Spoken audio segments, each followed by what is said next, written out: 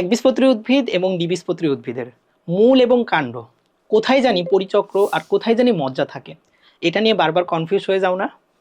চলো আজকে আমরা তোমাদের এই কনফিউশনটাকে ক্লিয়ার করার জন্য নিয়ে এসেছি গ্রাউন্ড টিস্যু নিয়ে। আশা করি অল্প সময়ের এই লেকচার থেকে তোমাদের গ্রাউন্ড টিস্যুর সকল কনফিউশন দূর হয়ে যাবে। তো তোমরা জানো যে উদ্ভিদের তিনটা স্থায়ী টিস্যু পাওয়া যায়, অ্যাপিডার্মাল বা বহিত্বকীয়, একটা হলো ভাস্কুলার, এবং এই দুটাকে বাদ দিলে একটা উদ্ভিদের যে যে অংশ থাকে পুরাটাই হচ্ছে ভাইয়া গ্রাউন্ড টিস্যু বা ভিত্তি টিস্যু। ওকে, এখন গ্রাউন্ড টিস্যু বা ভিত্তি টিস্যুকে আমরা দুটা ভাগে ভাগ করি, একটা হলো বহিঃস্থলী আরেকটা হচ্ছে অন্তঃস্থলী। আর তোমরা সবাই জানো যখনই তোমাদেরকে গ্রাউন্ড টিস্যু বলা হবে এমন একটা ছবি চলে আসবে না? তো এই বহিঃস্থলী আর অন্তঃস্থলীটাকে পার্থক্য করার জন্য যে অংশটা থাকে সেটা হচ্ছে পরিচক্র। পরিচক্রের বাইরে যে অংশটা থাকে সেটা হলো বহিঃস্থলী, আর পরিচক্রের ভেতরে যে অংশ থাকে সেটা হলো অন্তঃস্থলী। তো আগে আমরা গ্রাউন্ড টিস্যুর পার্টগুলো শিখে নিই, এরপরে আমরা শিখব কোনটা কোন জায়গায় থাকে। ওকে, তো তোমরা বাইরের যে লেয়ারটা দেখতে পাচ্ছ এটা হলো অ্যাপিডার্মিস বা অ্যাপিব্লেমা। এটা কিন্তু একটা স্থায়ী টিস্যু, এটা কিন্তু গ্রাউন্ড টিস্যুর অন্তর্ভুক্ত নয়। এরপরে নিচে যদি একটা ত্বক থাকে তখন তাকে বলে অ্যাপিডার্মিসের নিচে, তাই এটার নাম হয়ে যায় হাইপোডার্মিস। এরপরে যে পোর্শনটা তোমরা দেখতে পাচ্ছ এটা হচ্ছে ভাইয়া কর্টেক্স, এবং কর্টেক্সের ঠিক নিচে একটা সার্কুলার এরিয়া দেখতে পাচ্ছ না, এবং এই সার্কুলার এরিয়াটাই হচ্ছে ভাইয়া অন্তত্বক, এবং এই তিনটা মিলাই তৈরি করে বহিঃস্থলী। ঠিক আছে, এরপরে এই যে অন্ততকের ঠিক নিচে আরেকটা সার্কুলার লেয়ার দেখতে পাচ্ছ, এটা হচ্ছে ভাইয়া পরিচক্র, এবং পরিচক্রের ঠিক মাঝখানে যে পোর্শনটা থাকে এটার নাম হচ্ছে মজ্জা। মজ্জা থেকে কতগুলো রে বের হয়ে যাচ্ছে এটার নামই হলো মজ্জারচ্ছু, এবং এই তিনটা হচ্ছে ভাইয়া অন্তঃস্থলীর অংশ। তো আমরা বহিঃস্থলী এবং অন্তঃস্থলীর অংশগুলো শিখলাম, এখন শিখব কোনটা একবীজপত্রী নাকি কোনটা দ্বিবীজপত্রী, কোনটা মূলে থাকে নাকি কোনটা কাণ্ডে থাকে। এই জিনিসটাই তোমাদের সবচেয়ে বেশি কনফিউজ তৈরি করে না? এবং পরীক্ষার হলে কিন্তু এইটাই তোমাদেরকে ভুল করে আসো। তো চলো আমরা একটু সহজভাবে শিখে আসি।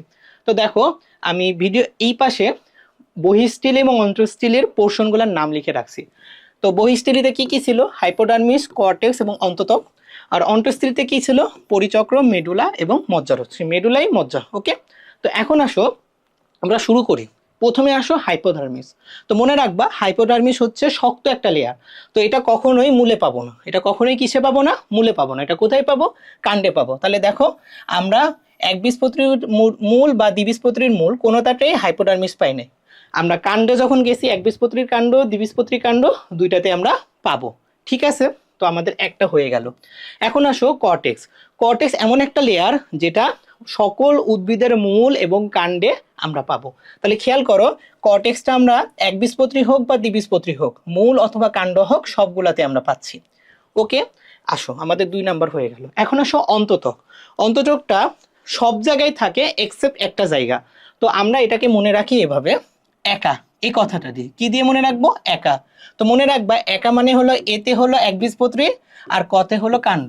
তাহলে একবীজপত্রী উদ্ভিদের কাণ্ডে এই আতে হলো সরিয়া বা সরিয়, এই অতে হচ্ছে ভাই অন্ততক।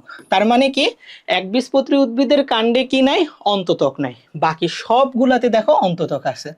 ওকে, তাহলে আমাদের অন্ততকটাও হয়ে গেল। এখন মনে রাখবা যেইখানে অন্ততক থাকে না সেই জায়গায় পরিচক্রও থাকে না, অর্থাৎ পরিচক্র আর অন্ততক দুইটা একই জায়গায় থাকবে। তার মানে একবীজপত্রী উদ্ভিদের কাণ্ডে তুমি এট এ টাইম অন্ততকও পাবা না, পরিচক্রও পাবা না। ওকে, তাহলে আমরা কিন্তু বহিঃস্থলী থেকে অন্তঃস্থলীতে চলে আসলাম। এখন মজ্জা। মজ্জা মনে রাখবা এই যে মাঝখানে দুইটা একটাতেও থাকে না, শুরু এবং শেষে থাকে। শুরুতে আমরা কি পড়লাম? একবীজপত্রী উদ্ভিদের মূল, আর শেষে পড়তেছি দ্বিবীজপত্রী উদ্ভিদের কাণ্ড। তাহলে মজ্জা আমরা কোথায় পাবো? একবীজপত্রী উদ্ভিদের মূলে পাবো, দ্বিবীজপত্রী উদ্ভিদের কাণ্ডে পাবো। ঠিক আছে, বাকিগুলাতে পাবো না। আর মজ্জারসি মনে রাখবা জাস্ট কেবলমাত্র দ্বিবীজপত্রী উদ্ভিদের কাণ্ডে পাওয়া যায়, বাকি আর কোথাও তুমি মজ্জারসি পাবা না। তাহলে তুমি যদি এই ছকটাকে মনে রাখতে পারো, তোমাদের ভর্তি পরীক্ষায় এখান থেকে কিন্তু কোশ্চেন করা হয়, তুমি খুব সহজেই অ্যান্সারটা দিয়ে আসতে পারবা, তোমাদের আর কনফিউশন হবে না। তো ধন্যবাদ সবাইকে। আসসালামু আলাইকুম ওয়া রাহমাতুল্লাহ।